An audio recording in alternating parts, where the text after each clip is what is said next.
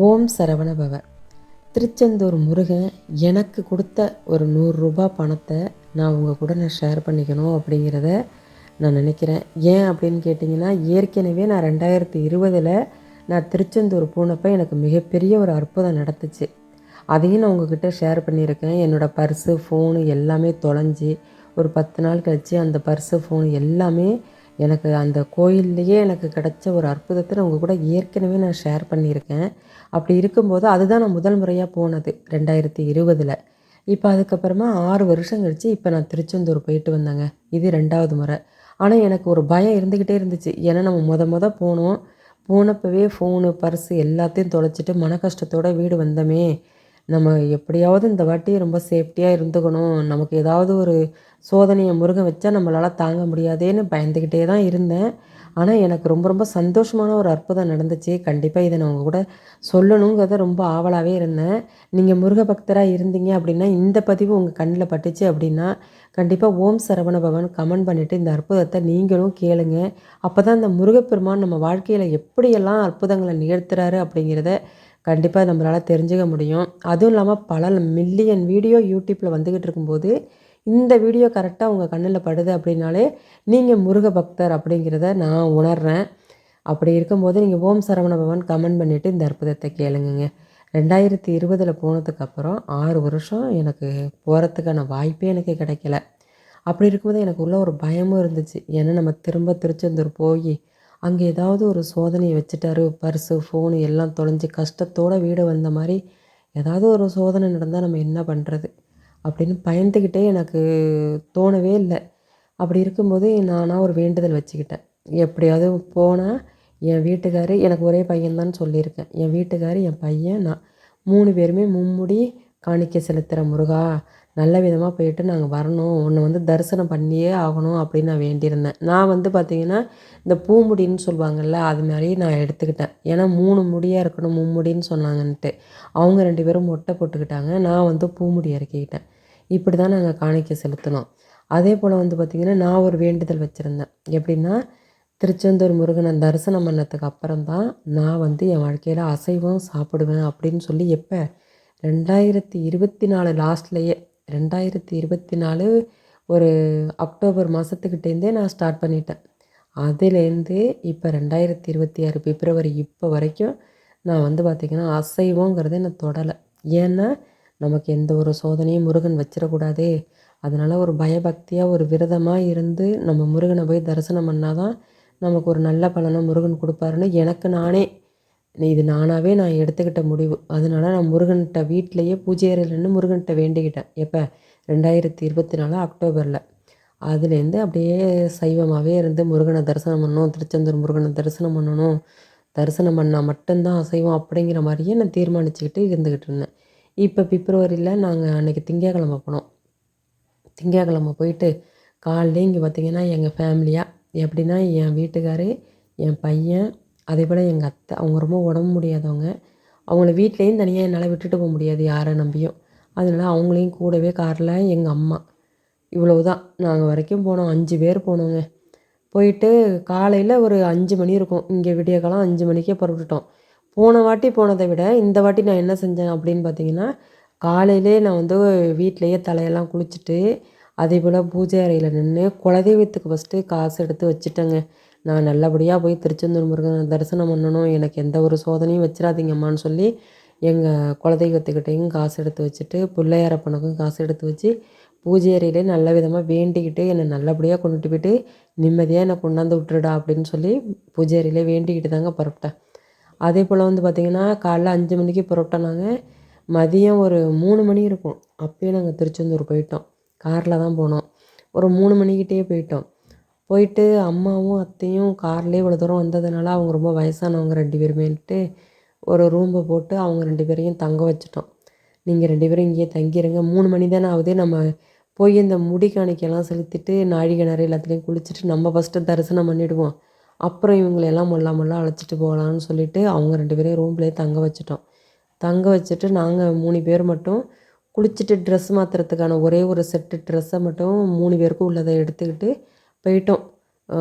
உள்ள கடலுக்கு போய் குளிப்போம் அப்படின்ட்டு. முடி காணிக்கை செலுத்துகிற இடம்லாம் பார்த்திங்கன்னு வச்சிங்களேன், அவ்வளோ ஃப்ரீயாக இருந்துச்சு. கூட்டமே இல்லை. திங்கட்கிழமை போனோம். அது என்னமோ மதியத்துக்கு மேலே கூட்டம் இருக்காதுன்னு சொல்கிறாங்க. எங்களுக்கு தெரியலை. கூட்டமே இல்லை. நல்லா ஃப்ரீயாக இருந்துச்சு. அவங்க 2 பேரும் மொட்டை போட்டாங்க. நான் கொஞ்சம் பூ முடி இறக்கிக்கிட்டேன். இறக்கிட்டு இதோட நாங்கள் கடலுக்கு போயிட்டோம். கடல்லையும் பார்த்திங்கன்னா ஃப்ரீயாக இருந்துச்சுங்க. நல்ல விதமாக கடல்ல எல்லாம் நல்லா குளிச்சுட்டு எங்கே அலை அலை தள்ளி தள்ளி விடுது. எனக்கு தலையே நனைய மாட்டேன்னுட்டு எனக்கு உள்ளே போகிறதுக்கே ரொம்ப பயம். எனக்கு நீச்சலும் அடிக்க தெரியாது. உள்ளே போகவே பயம். ஆனால் எங்கள் வீட்டுக்காரவங்க கையை பிடிச்சி தான் பத்திரமா போயிட்டு குளிச்சுட்டு ஓடியாந்துட்டேன் வெளில. வந்துட்டு நாழி கிணறுக்குள்ளே குளிக்க போனோம். இங்கே கடலில் குளிச்சுட்டு தான் நாழி கிணறுல குளித்தோம். எனக்கு அந்த ரூல்ஸு அவ்வளோது தெரியாது. எனக்கு தெரிஞ்ச வரைக்கும் கடலில் குளிச்சுட்டு நேராக நாழி கிணறுல போய் குளிக்க போனோம். அதுலேயுமே வந்து பார்த்திங்கன்னா ரொம்ப ரொம்ப பார்த்திங்கன்னா உப்பே இருக்காது. கடல் தண்ணி எவ்வளோ உப்பு கரிக்குது. இந்த நாழி கிணறு தண்ணி அவ்வளோ சுவையாக இருக்கும். அது முருகர் வந்து தன்னோட வேலாலேயே உருவாக்கின கிணறு அப்படின்னு சொல்கிறாங்க ஐதீகமாக. அந்த கிணத்துல குளிக்கிறது ரொம்ப நல்லது. அதனால நாங்கள் அங்கேயும் போயிட்டு அங்கே ஒருத்தர் உட்காந்து எல்லாருக்கும் ஊற்றிக்கிட்டே இருப்பார் அந்த நாழி கிணறு தண்ணியை. அவர் தான் மொந்து ஊற்றுவார். நம்மளா இஷ்டத்துக்கு குளிக்க முடியாது. அதுலேயும் போயிட்டு நாங்கள் 3 பேரும் எங்கள் 3 பேருக்கும் 5 5 சொம்பு தண்ணில் ஊற்றினார். ஊற்றிட்டு நாங்கள் அதோட வெளியில் வந்துட்டோம். வெளில வந்துட்டு ட்ரெஸ்ஸை மாற்றிட்டு உள்ள தரிசனத்துக்கு போயிடுவோம் அப்படின்னு பார்த்தா அந்த ரூ. 100 தரிசனம்னு சொல்கிறாங்க பாருங்கள். அதெல்லாமே நான் நிறைய வீடியோலாம் பார்க்குறப்ப பார்த்திங்கன்னா அவ்வளோ கூட்டமாக இருக்கும். இப்போ வந்து திருச்செந்தூரில் இவ்வளோ கூட்டம் இருக்குது, அங்கே அவ்வளோ கூட்டம் இருக்குமாங்க. அப்போல்லாம் பயந்துக்கிட்டே இருந்தேன் எப்படிடா போகிறோம்னு. ஆனால் நாங்கள் போனப்போ ஃப்ரீயாக கிடந்துச்சு. கூட்டமே கிடையாது. அப்படி இருந்தும் நாங்கள் வந்து பார்த்திங்கன்னா ரூ. 100 கட்டணத்திலே போவோம். என்ன நம்ம காசு முருகனுக்கு தானே சேர போகுது கோயிலுக்கு அப்படின்னு சொல்லிட்டாங்க. அப்புறம் 3 பேருக்குமே ரூ. 100 கட்டணத்தில் கட்டிட்டு உள்ளே போயிட்டோம். நல்லா சாமியெல்லாம் தரிசனம் பண்ண முடிஞ்சதுங்க. சூப்பராக தரிசனம் பண்ணோம். சுப்பிரமணியர், சண்முகநாதர் எல்லாரையும் நல்லா தரிசனம் பண்ணணும். ஏன்னா அந்த சண்முகநாதரை பார்க்கும்போது எனக்கு என்ன நினப்பு, என்னோடய பர்ஸு ஃபோனு காணாமல் போணுச்சு பாருங்கள். அப்போ திரும்ப கிடச்சப்ப நாங்கள் ஐயர்கிட்ட கேட்டோம்ல, இது எங்கே கிடச்சிது, எப்படி உங்கள் கண்ணில் பட்டுச்சு இந்த ஃபோனும் பர்ஸுன்னு கேட்டப்ப சண்முகநாதர் கருவறையில் கிடந்துச்சுன்னு சொன்னார் பாருங்கள். அதுதான் எனக்கு நினப்பு வந்துச்சு. அந்த சண்முகநாதரே இறங்கி என் பர்ஸையும் ஃபோனையும் எனக்கு திருப்பி மீட்டு கொடுத்தாரே, அப்படிப்பட்ட சக்தி வாய்ந்த தெய்வம் முன்னாடி நம்ம நிற்கிறோமே அப்படின்னு எனக்கு எதுவுமே வேண்டணும்னு தோணலைங்க. அவரை பார்க்குற மட்டும்தான் எனக்கு புரிஞ்சுது. ஃபுல்லாக தரிசனம் தான் நான் பண்ணேன். எல்லோரும் நல்லா இருக்கணும். அதுதான் என்னை பொறுத்த வரைக்கும்.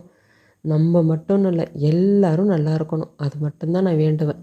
வேண்டிட்டு அதோட அவருக்கு நேராகவே உள்ள அந்த உண்டியல்லையும் காசெல்லாம் போட்டுட்டு நான் அதோட வெளியில் வந்துட்டோம். வந்துட்டு இந்த குருவு, ஏழுமலையான், சனீஸ்வர பகவான், வள்ளி தெய்வானை இப்படி எல்லா கருவறையிலையுமே நாங்கள் தரிசனம் பண்ணோம். அப்போல்லாம் எங்கள் வீட்டுக்காரவங்க என்ன சொல்கிறாங்க, எப்பா பர்ஸை ஃபோனை பத்திரமா வச்சுக்கப்பா, பர்ஸை ஏற்கனவே விட்டுட்டோம், பர்ஸை ஃபோனை பத்திரமா வைன்னு. எங்களுக்கு எப்படின்னு கேட்டிங்கன்னா, அந்த கோயிலுக்கு போனால் அந்த பர்ஸு ஃபோனு தொலைஞ்சது மட்டும்தான் ஞாபகம் வருது. அப்போ பத்திரமா வச்சுக்கப்பா, இந்த இடத்துல தானே தொலைஞ்சது, அந்த இடத்துல தானே தொலைஞ்சது, இப்படி தானே நின்னோம், இப்படி தானே மனசு கஷ்டப்பட்டோன்னு அந்த நினப்பு தான் வருது எங்களுக்கு.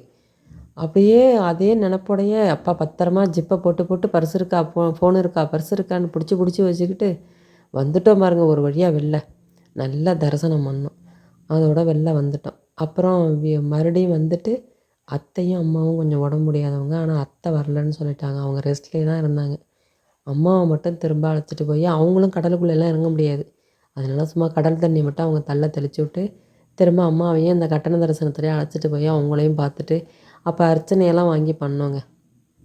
இதெல்லாம் நடந்துச்சு. இதில் நான் சொன்னேன் பாருங்கள், திருச்செந்தூர் முருகன் எனக்கு பெரிய ஒரு அற்புதத்தை இந்த வாட்டி எனக்கு நிகழ்த்தினாருன்னு. அது என்னன்னு சொல்கிறேன் கேளுங்க. ரொம்ப ரொம்ப எனக்கு அது ஒரே ஆனந்த கண்ணீராக ஆகிட்டுங்க. அது எல்லோரும் நம்பிக்கை இல்லாதவங்க சொல்கிறாங்க, இதெல்லாம் ஏமாத்துகிற பேர் வழி, அதனால் வந்து இப்படிங்கிறாங்க. ஆனால் என்னை பொறுத்த வரைக்கும் நான் முருகனை நம்புகிறேன்னா, அதனால் எனக்கு முருகனே வந்து எனக்கு காட்சி கொடுத்த மாதிரி தோணுச்சுங்க. அதை என்னன்னு சொல்கிறேன் பாருங்கள். இப்போ அம்மாவையும் தரிசனம் பண்ணி அழைச்சிட்டு அம்மாவையும் கொண்டாந்து ரூமில் விட்டுட்டோம். சரிண்ணா அன்னைக்கு நாங்கள் வந்து அம்மாவையும் விட்டுட்டு நாங்கள் ரெஸ்ட்டில் அம்மாவையும் அத்தையும் ரெஸ்ட்டில் வச்சுட்டு தம்பியும் எல்லோரும் சுற்றி பார்க்கணுன்னு சொன்னாங்க. நாங்கள் வந்து நானும் தம்பியும் என்ன பண்ணோம், கோயிலை சுற்றி நிறையா இருக்கா அங்கெல்லாம் சுற்றி பார்த்துக்கிட்டு இருந்தோம். அப்போ வந்து இந்த மடிகாணிக்க எடுக்கிறாங்க. ஒரு மடி பிச்சை மாதிரி எடுத்து அதை வந்து கொண்டு கோயில் உண்டியலில் போடுறாங்க. எனக்குமே ரொம்ப ஆவலாக இருந்துச்சு. சரின்னு நானும் மண்டியை போட்டுட்டு முந்தியை விரிச்சுக்கிட்டு நானும் மடி பிச்சை எடுப்புன்னுட்டு எடுத்தேங்க. ஒரு 10 நிமிஷம் கூட நிற்கலைங்க. என் மடியிலேயே அவ்வளோ காசு வந்து போட்டாங்க பாருங்கள் மக்கள். என்னால் எதுவுமே சொல்ல முடியல. எல்லோரும் நல்லா இருக்கணும் அவ்வளோதான். அந்த மடிகாணிக்கையும் கொண்ட அப்படியே உண்டியலில் போட்டுட்டு நானும் தம்பி என் பையன்தான் என் பையனும் நானும் எங்கள் வீட்டுக்காரவங்களும் ட்ரைவிங் பண்ணிட்டு வந்ததுனால நானும் ரெஸ்ட்டில் இருக்கேன்ப்பா, நீங்கள் முடிஞ்ச அளவு எதனாலும் சுற்றிட்டு வந்துருங்கப்பான்ட்டாங்க. சரின்னு நானும் என் பையன் மட்டுமே சுற்றிட்டு வந்துக்கிட்டு இருந்தோம். திடீர்னு ஒரு இந்த அரவாணின்னு சொல்லுவாங்கள்ல, அவங்க வந்து திடீர்னு என்னை இறுக்கி பிடிச்சி ஒரு ரூ. 100ங்க கையில் கொண்டாந்து என் கை உள்ளங்கையில் வச்சு டக்குன்னு அந்த காசை உள்ளே திணிச்சிட்டு, இனி உன் கஷ்டம்லாம் உன் வாழ்க்கையில் இருக்க கஷ்டம்லாம் உன்னை விட்டு போயிடும். இந்த காசை கொண்டா நீ பணம் வைக்கிற இடத்துல கொண்டா வெய். உன் உன் வீட்டில் இருக்க கஷ்டமெல்லாம் தீர்ந்து போயிடும். இந்தா புடி அப்படின்னு சொல்லி டக்குன்னு ரூ. 100 கையில் திணிச்சோன்னே எனக்கு ஒன்றுமே புரியலை. ஏன்னா நம்ம தான் 10 பேருக்கு கோயிலுக்கு வந்தால் அந்த காசெல்லாம் போடுவோம்.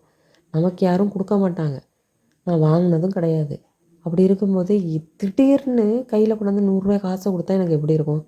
எனக்கு என்னமோ அந்த முருகனே நேராக வந்து என் கையில் காசை கொடுத்த மாரி இருந்துச்சு. நான் அவங்க காலிலே விழுந்து தொட்டு கும்பிட்டுவிட்டேன். என் பையன் கூட பேசுகிறான், என்னம்மா நீ பாட்டுக்கு காலில் விழுந்து. இல்லைடா, இவங்க கையிலேருந்து காசு வாங்குறது, இந்த ஆசீர்வாதம் வாங்குறதெல்லாம் ரொம்ப நல்லதுன்னு சொல்லுவாங்க. இந்த தலையில் வந்து எங்கள் தலையில் வச்சு ஆசீர்வாதம் பண்ணுறாங்க. அந்தமாரி தலையில் வந்து ஆசீர்வாதம் அவங்க பண்ணுறது ரொம்ப நல்லதும்பாங்க அரவாணி. அவங்களே வந்து நம்மள்ட்ட காசை கொடுக்குறாங்க.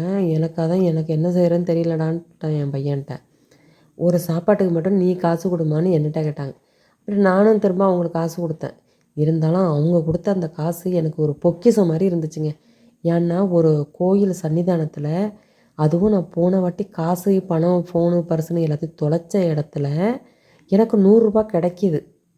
ஒருத்தங்க கையிலேருந்து புதுசாக எனக்கு ஒருத்தங்க ரூ. 100 வெளியாலே எனக்கு கொடுக்குறாங்க. அப்போ அது முருகனே கொடுத்த மாதிரி தானே எனக்கு தோணும். அதனால் எங்கள் வீட்டுக்காரங்கள்ட்ட சொன்னேன், முருகனே எனக்கு வந்து காசு கொடுத்துட்டாருன்னு சந்தோஷப்பட்டேன். உன்னைய விட நல்லா ஏமாற்றிட்டு போயிட்டாங்க அப்படின்ட்டாங்க. எனக்கு ஒன்றுமே சொல்ல முடியல. நீங்கள் பேசாமல் இருங்க. என்னை பொறுத்த வரைக்கும் முருகன் தான் எனக்கு காசு கொடுத்துருக்காருன்னு சொல்லிவிட்டு நான் பத்திரமா வச்சுக்கிட்டேன் அந்த காசை. இதோடையா முடிஞ்சது? இன்னொரு அற்புதத்தையும் கேளுங்க. இப்படியே நானும் அப்புறம் எங்கள் வீட்டுக்காரவங்களும் வந்துட்டாங்க.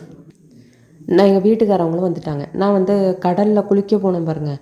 அப்போயே வந்து இந்த குறி சொல்லுவாங்கள்ல, அந்த வள்ளியம்மை தான் வந்து இந்த குறவ பெண்ணு வள்ளியம்மை தான் வந்து குறி சொல்லுவாங்க அவங்க. அதேமாரி அங்கே அவ்வளோ பேர் சுற்றுறாங்க. என்னை வந்து ஒரு அம்மா பிடிச்சிக்கிட்டு, உனக்கு குறி சொல்கிறேன், நீ நல்லா இருப்ப, உனக்கு அது வருது இது வருது. எங்கள் வீட்டுக்காரவங்க ஒத்துக்கவே இல்லை. நீ பார்க்கவே கூடாதுன்னு பிடிவாதம் பண்ணிவிட்டாங்க. சரின்னு விட்டுட்டேன். அவங்க திரும்ப நாங்கள் கடலில் குளித்து சாமி தரிசனம் பண்ணி எவ்வளவு சுற்றிட்டு வந்தோம். திரும்ப வந்து ஒரு இடத்துல உட்காந்துருந்தோம் கட்டையில். திரும்ப அதே அம்மா என்னை தேடிக்கிட்டு வர்றாங்க. கரெக்டாக என்னை எப்படி தான் இவ்வளோ கூட்டத்தில் தேடினாங்களோ கரெக்டாக வந்து மறுபடியும் சொல்கிறேன்ட்டு வராங்க. எனக்கு என்னடானா ஷாக்கு. நீங்கள் அங்கே தானே நின்னீங்க, இப்போ திரும்ப என்னையே வந்து பார்க்குறீங்க அப்படின்னேன். எங்கள் வீட்டுக்காரவங்க அப்பயும் ஒத்துக்கலை. அதெல்லாம் நீங்கள் போங்கம்மா, அதெல்லாம் வேண்டாம் அப்படின்ட்டாங்க. இவங்க பின்னாடியே நின்றுட்டு இருந்தாங்க. ஆனால் எங்கள் வீட்டுக்காரவங்க வந்து குறி கேட்காமையே காசை மட்டும் கொடுத்து, இந்தா இருக்குமா காசு, நீங்கள் வச்சுக்கிங்க, எங்களுக்கு அதெல்லாம் சொல்ல வேண்டாம், முருகன் பார்த்துக்குவாரு, நீங்கள் சொல்ல வேண்டாம், முருகனுக்கு தெரியும் எல்லாமே அப்படின்னு சொல்லி அவங்க அனுப்பி விட்டுட்டாங்க. அப்புறம் தான் எங்கள் வீட்டுக்காரவங்க சொன்னாங்க, இல்லை அவங்க சொல்லுவாங்க, அப்படி தான் சொல்லிவிட்டு ஏதாவது உன் மனசு கஷ்டப்படுற மாதிரி ஏதாவது ஒன்று சொல்லிவிட்டு இதுக்கு இந்த பரிகாரத்தை செய் அப்படின்னு ஏதாவது ஒரு வார்த்தையை ஒன்றுட்ட சொல்லிட்டு போயிட்டா அப்புறம் நீ அதையே எடுத்து வச்சுக்கிட்டு கஷ்டப்பட்டுட்டு கிடப்ப. இது தேவையில்லை. அதனால நீ சந்தோஷமாக வந்தியா, முருகனை பார்த்தியா, அதோடு அந்த சந்தோஷத்தோட வீட்டுக்கு போயிடு. இந்தமாரி ஏமாந்துடாத. இதுமாரி நிறைய பேர் இருப்பாங்க, எல்லாருக்கிட்டையும் நீ மனசை விட்டுறாதான்னு சொல்லி பேசுனாங்க. அதோடு நான் அப்புறம் நானும் கேட்கல, விட்டுட்டேன். இப்படி இருந்துட்டு நாங்கள் போயிட்டோம் திங்கக்கிழமை. திரும்ப செவ்வாய்க்கிழமையும் நம்ம வந்து பார்க்கலாம். ஏன்னா நாங்கள் நைட்டு அங்கேயே தங்கிட்டோம். அதனால் செவ்வாய்க்கிழமை காலையிலையும் குளிச்சுட்டு நம்ம செவ்வாய்க்கிழமையும் ஃபுல்லாக தரிசனம் பண்ணிவிட்டு திரும்ப அப்போ தான் புறப்படுவோன்ட்டு இருந்தோம் பாருங்கள். செவ்வாய்க்கிழமை அன்றைக்கி எங்கள் அத்தை அம்மா எல்லோரையும் பகலில் ஒரு ரவுண்டு வெளியில் மட்டும் கோபுரத்தை எல்லாம் பார்த்து தரிசனம் பண்ணிக்கிட்டு நாங்கள் வந்து இந்த கடத்தருவுலெல்லாம் கொஞ்சம் ஜாமான் வாங்கலான்ட்டு வாங்கிட்டு வருவோன்ட்டு போனோம். அப்போ வந்து பார்த்திங்கன்னா இளநீ கடை இருந்துச்சு. ஏங்க இவ்வளோ கூட்டம் இருக்குது, எல்லார்ட்டையும் கேட்குறேன்னா கேட்கக்கூடாதா? ஒரு சின்ன பையன் ட்ராயர் தான் போட்டிருக்கான், சின்ன பிள்ளைங்க, இவ்வளோ பேர் இருக்காங்க. எங்கள் வீட்டுக்காரவங்க இளநீ வாங்கி கொடுத்தாங்க. நானும் என் பையனும் குடிக்கிறோம். இவ்வளோ பேர் இருக்கும்போது அங்கே நிறைய பேர் இருக்காங்க. எல்லாரையும் விட்டுட்டு ஏன் சேலை தலைப்பை பிடிச்சி பின்னாடி இழுத்து இப்படி சீலையை பிடிச்சி இழுத்தாலும் எனக்கு ஒன்றுமே புரியலை. திரும்பி பார்த்தா இந்த பையன் நிற்கிறான். என்னடான்னு, எனக்கு ஒரு இளநீ வாங்கி கொடு அப்படின்னு கேட்கும்போது எனக்கு எப்படி தோணும்? எனக்கு அந்த முருகனே இறங்கி வந்து என்கிட்ட இளநீ கேட்குற மாதிரி எனக்கு தோணுது. ஆனால் எங்கள் வீட்டுக்காரவங்க வந்து எப்படின்னா கொஞ்சம் லாஜிக்கு பார்ப்பாங்க. நான் வந்து மூட நம்பிக்கையை அதிகமாக வளர்த்துக்கிறேன்னும் அவங்க கொஞ்சம் பேசுவாங்க. கும்பிட்றியா, கொஞ்சம் அமைதியாக இருந்துங்க அப்படிம்பாங்க. எனக்கு அவங்கள்ட்ட கேட்கவே முடியல. ஏங்க இந்த புள்ள இளநீ கேட்குதுங்க, ஒரு இளநீ மட்டும் வாங்கி கொடுத்துருவோன்னேன். அவங்க என்ன மறைக்கிறாங்க. ஏன்னா ஒரு இளநீ ரூ. 60 விற்கிது. நான் சொன்னேன், ஏங்க ஒரு ஒரு இளநீ மட்டும் வாங்கி கொடுத்துருவோம். திரும்ப சொன்னேன்னா, சரிண்ணா அவங்க ஒன்றும் சொல்லலை. நான் சொன்னேன்னா அப்புறம் அவன் இளநீ ஒன்று சீவி கொடுத்துட்டாங்க. அந்த புள்ள குடித்தது எனக்கு உண்மையாக சொல்கிறேன், அந்த முருகனே வந்து என்கிட்ட இளநீ கேட்டு குடித்த மாரி எனக்கு அவ்வளோ சந்தோஷம். சரின்னு நான் ரொம்ப சந்தோஷப்பட்டுக்கிட்டு இருக்கேன். திரும்ப 2 பாப்பா 2 முடியாருது. 2 முடியாந்து என்னட்ட தான் கேட்குது. எனக்கு இங்கேயும் கேட்க முடியாது. ஏன்னா ஏற்கனவே நான் ஒரு இளநீ கேட்டதுக்கே இங்கே நான் வாங்கிட்டேனே. திரும்ப 2 பொண்ணு. எனக்கு அந்த 2 பொண்ணை பார்த்தோன்னே எனக்கு என்ன தோணுச்சுன்னு கேளுங்க. வள்ளியும் தெய்வானை அம்மா, வள்ளி அம்மா தெய்வானை அம்மா முருகரோட 2 மனைவி மாரி நான் நினச்சிக்கிறது. ஐயோ 2 பொண்ணு ஒடியாந்து கேட்குது. அதுவும் ஒரு பொண்ணு வரக்கூடாதா, கரெக்டாக 2 பொண்ணு ஒடியாருது. 2 பொண்ணு ஒடியாந்து கேட்டோன்னா எனக்கு என்னடா நம்மள்ட்ட வந்து விளாடுதுவளா அப்படின்னு நான் நினச்சேன். ஆனால் இங்கே நான் இளநீன்னு கேட்டேன்னா எனக்கு உளுந்துரும்னுட்டு நான் கேட்கவே இல்லை. நான் அப்படியே நான் அந்த பாப்பாவையும் கண்டுக்கலை, இளநியும் கண்டுக்கலை. நான் பாட்டுக்கு அந்த இடத்த விட்டு காலி பண்ணிட்டேன். ஆனால் நான் முருகனுக்கு மட்டும்தாங்க இளநீ வாங்கி கொடுத்தேன். நான் சொல்ல முடியாது. ஏன்னா எங்கள் வீட்டுக்காரவங்களுக்கு எனக்கும் பிரச்சனை ஆகிடக்கூடாதுல்ல. அதனால் நான் கண்டுக்காமல் நான் அதோட வெளில வந்துட்டேன். இது தாங்க எனக்கு நடந்த அற்புதம். ஒன்று வந்து பார்த்திங்கன்னா, அந்த அரவாணியை என்னை தேடி வந்து கையில் ஒரு ரூ. 100 பணத்தை கொடுத்தது. அதே போல் இந்த இளநீ வாங்கி குடித்தது. இதில் இன்னொரு அற்புதத்தை மட்டும் சொல்லிடுறேன் கேட்டுக்கங்க. அந்த ரூ. 100 பணம் கொடுத்தாங்க பாருங்கள். வீட்டில் வந்துங்க ரொம்ப நாளாகவே பீரோல் இல்லை பீரோல் இல்லைன்னு சொல்லிக்கிட்டு இருந்தேன். ஒரே ஒரு பீரோல் இருக்குது, அது கொஞ்சம் லாக்கர்லாம் வீணாக போயிட்டு. பீரோல் இல்லை பீரோல்னு சொன்னேன் பாருங்கள். இந்த ரூ. 100 வந்தது பூஜை அறையிலே வச்சுட்டு அந்த ரூ. 100 யார்கிட்டையும் சொல்லலை. அந்த முருகன் ஃபோட்டோவுக்கு பின்னாடியே வச்சுருந்தேன் பாருங்க. அதை கொண்டாந்து வச்சு ஒரு நாளை கூட ஆகலைங்க. பீரோல் புது பீரோல் எங்கள் வீட்டுக்காரவங்க அவங்களாவே மனசு வச்சு ஒரு பீரோல் நல்லா ஸ்ட்ராங்காக ஒன்று வாங்கிடுவோன்னு சொல்லிட்டு சூப்பர் பீரோல் ஒன்று வாங்கியாந்து அவங்களா வச்சாங்க பாருங்கள். எனக்கு சந்தோஷம்னா தாங்கவே முடியல. அந்த புது பீரோலில் நான் வச்ச பணம்னா அதை அந்த அவங்க கொடுத்தாங்கன்னு சொன்னேன்னா கோயிலில், அதை அந்த முருகனே கொடுத்ததான் நினச்சி அந்த ரூ. 100 சந்தனம் குங்குமம் பொட்டு வச்சு சாமி கும்பிட்டுட்டு கொண்டு அந்த பீரோலில் வச்சுட்டாங்க. உண்மையாக நம்புகிறவங்களுக்கு தெய்வம் இருக்கும். எது செஞ்சாலும் அது அந்த தெய்வமே செய்கிற மாதிரி தானங்க தோணும். எனக்கும் அப்படி தான் தோணுது. மற்றவங்களுக்கு வேணால் அது மூட நம்பிக்கையாக இருக்கலாம். என்னை பொறுத்த வரைக்கும் எனக்கு தெய்வம் குடிகொண்டு இருக்கிறதா தான் நான் நினப்பேன். உங்களுக்கு எப்படி இருக்குது அப்படிங்கிறத நீங்களும் கமெண்ட்டில் சொல்லுங்கள்.